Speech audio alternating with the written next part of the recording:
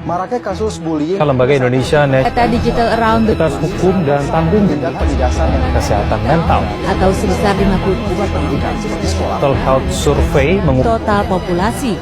remaja yang memasuki masa transisi ke dewasa muda Sosial telah menjadi bagian tak terpisahkan dari kehidupan masyarakat saat ini. Ribuan lowongan kerja online paruh waktu marak bertebaran di media sosial. Banyak akun-akun pribadi yang tidak jelas profilnya lalu lalang di beranda Instagram. Musikus sekaligus politikus Dhani Ahmad Prasetyo alias Ahmad Dhani divonis 1,5 tahun penjara karena dianggap melakukan tindak pidana ujaran kebencian yang diatur dalam Undang-Undang ITE.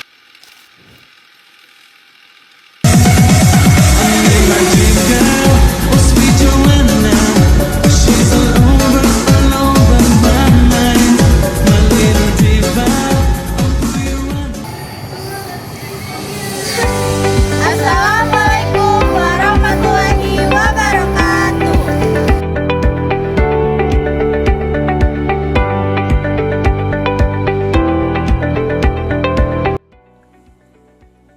Baik, di sini saya akan menjelaskan 2 poin. Yang pertama, poin-poin dalam Undang-Undang ITE dalam masyarakat. Kemudian yang kedua, bentuk-bentuk edukasi penggunaan teknologi. Baik, untuk materi yang pertama yaitu poin-poin dalam Undang-Undang ITE di masyarakat. Yang pertama itu kebebasan berekspresi dan batasannya. Undang-Undang IT pasal 27-29 mengatur batasan dalam berpendapat di ruang digital. Contohnya seperti melarang penyebaran berita bohong atau hoaks, kemudian melarang ancaman, kekerasan, dan pemerasan melalui media elektronik. Kemudian poin yang kedua, transaksi elektronik dan perlindungan konsumen. Undang-Undang IT memastikan keabsahan transaksi elektronik serta melindungi keamanan konsumen dan pelaku usaha dalam aktivitas digital. Kemudian yang ketiga, keamanan data pribadi. Pasal 26 menekankan perlindungan data pribadi meski sudah ada undang-undang PDP. Undang-undang IT tetap menjadi dasar penting dalam menjaga privasi pengguna di internet. Kemudian, adapun poin keempat, hukuman dan sanksi. Pelanggaran terhadap pasal Undang-Undang IT dapat dikenakan sanksi berupa denda pidana penjara atau keduanya sesuai pasal 45. Jadi inti pesannya adalah Undang-Undang IT hadir untuk melindungi masyarakat dalam beraktivitas digital. Mulai dari kebebasan berekspresi, transaksi elektronik, hingga perlindungan data pribadi, edukasi penggunaan teknologi sangat penting agar masyarakat, khususnya generasi muda, dapat menggunakan internet dengan aman, etis, dan sesuai hukum. Mungkin sekian pemaparan materi dari saya, kemudian materi selanjutnya akan dilanjutkan oleh rekan saya. Materi kedua, ada 4 teori utama yang menjadi dasar, yaitu yang pertama, teori literasi digital. Teori literasi digital bukan hanya kemampuan memakai teknologi, tetapi juga kemampuan berpikir kritis saat menerima atau menyebarkan informasi. Ada 2 fokus penting dalam teori literasi digital. Yang pertama, keterampilan kritis. Kita diajarkan untuk saring sebelum sharing. Jadi, literasi digital itu mengajarkan kita mengevaluasi kebenaran informasi, menghindari hoaks, dan memahami konsekuensinya jika menyebarkan informasi palsu. Ini sangat relevan dengan pasal-pasal UU IT, terutama tentang pencemaran nama baik atau penyebaran berita bohong. Yang kedua, tanggung jawab digital. Penggunaan teknologi harus sadar bahwa setiap aktivitas online punya konsekuensi moral dan hukum. Dengan memahami literasi digital, masyarakat akan lebih menghargai privasi, hak cipta, dan etika komunikasi. Jadi, edukasi bukan sekadar jangan melanggar, tapi mengapa kita harus berhati-hati. Yang kedua, teori pembelajaran sosial atau social learning theory. Teori kedua adalah teori yang menyatakan bahwa orang belajar melalui pengamatan. Dalam konteks edukasi UU IT, teori ini diterapkan melalui yang pertama, pembelajaran melalui contoh. Edukasi dapat menggunakan studi kasus, misalnya kasus pencemaran nama baik, penyebaran konten sara, atau cyberbullying. Saat masyarakat melihat konsekuensi hukum yang nyata, mereka lebih mudah memahami risiko melanggar UU IT. Yang kedua, peran tokoh panutan. Edukasi bisa menghadirkan influencer atau tokoh publik sebagai contoh. Ketika masyarakat melihat panutannya berperilaku bijak menggunakan media sosial, mereka terdorong untuk meniru perilaku yang bertanggung jawab. Yang ketiga, teori pembelajaran humanistik. Teori ini fokus pada perkembangan diri dan kesadaran individu. Ada 2 poin penting dalam teori pembelajaran humanistik. Yang pertama, mengunggah kesadaran.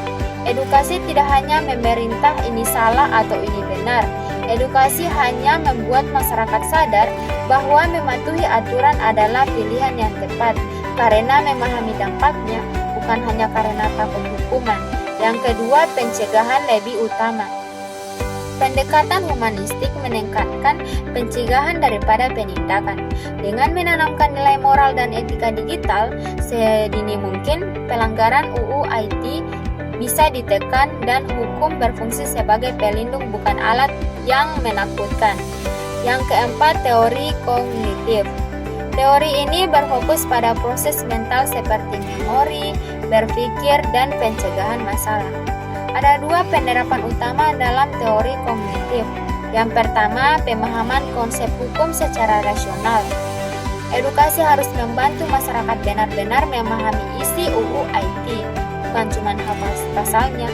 Contohnya menjelaskan secara sederhana apa yang dimaksud dengan konten bermuatan sara atau pencemaran nama baik agar lebih mudah dipahami. Yang kedua, model HOT atau Human Organization Technology, menekankan pentingnya kesesuaian antara manusia, organisasi, dan teknologi. Edukasi harus mempertimbangkan kenyataan di lapangan baik di masyarakat, sekolah, maupun organisasi sesuai dengan kemampuan penggunaan teknologi. Jadi, dari 4 teori kita bisa melihat bahwa edukasi UU IT bukan hanya soal takut pada hukuman, tetapi membangun kebiasaan digital yang cerdas, kritis, dan bertanggung jawab. Baik, saya di sini selaku pemateri 3 akan melanjutkan materi yang telah disampaikan oleh teman saya, Gita Safitri dan Tiara Manjo. Di sini saya akan menyampaikan materi tentang studi kasus pelanggaran dan sanksi dalam materi tersebut. Era digital yang semakin maju, teknologi informasi dan komunikasi telah menjadi bagian tak terpisahkan dari kehidupan sehari-hari, mulai dari urusan pekerjaan, pendidikan, dan interaksi sosial. Semuanya kini sangat tergantung pada perangkat digital dan internet. Kemudahan yang ditawarkan ini membawa banyak manfaat, seperti akses informasi yang cepat, kecepatan komunikasi global, dan inovasi di berbagai sektor. Studi kasus yang pertama yaitu adalah penyebaran hoaks dan berita palsu.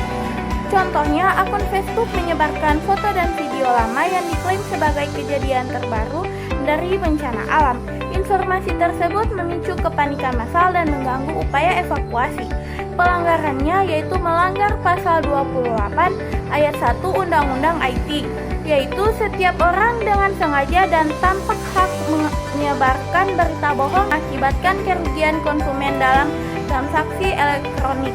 Sanksinya yaitu perilaku dapat dipidana penjara hingga 6 tahun atau bisa didenda hingga 1 miliar.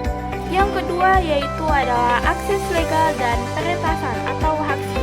Kasusnya, seorang remaja meretas situs web sekolahnya untuk mengubah nilai ujiannya. Ia berhasil masuk ke sistem dan mengubah nilai mata pelajaran yang ia anggap sulit. Pelanggaran melanggar pasal 30 ayat 1 dan 2 Undang-Undang IT, di mana setiap orang yang sengaja atau tanpa hak melawan hukum milik orang lain dengan cara apapun atau mengakses dengan tujuan memperoleh informasi elektronik dan dokumen elektronik Sanksinya, perilaku dapat dipidana penjara hingga 7 tahun atau dengan denda sekitar 700 juta. Yang ketiga yaitu konten bermuatan asusila dan pornografi anak. Kasus seseorang membuat dan menyebarkan konten materi pornografi anak di grup WhatsApp. Konten tersebut kemudian tersebar ke grup lainnya. Pelanggaran melanggar pasal 27 ayat 1 Undang-Undang IT, di mana setiap orang dengan sengaja dan tanpa hak mendistribusi atau dokumen elektronik yang memiliki muatan yang melanggar kesusilaan. Sanksinya, perilaku dapat dipidana penjara hingga 6 tahun dan mendapatkan denda sekitaran 1 miliar. Jika konten tersebut melibatkan anak-anak, hukumannya dapat lebih berat sesuai dengan undang-undang yang berlaku.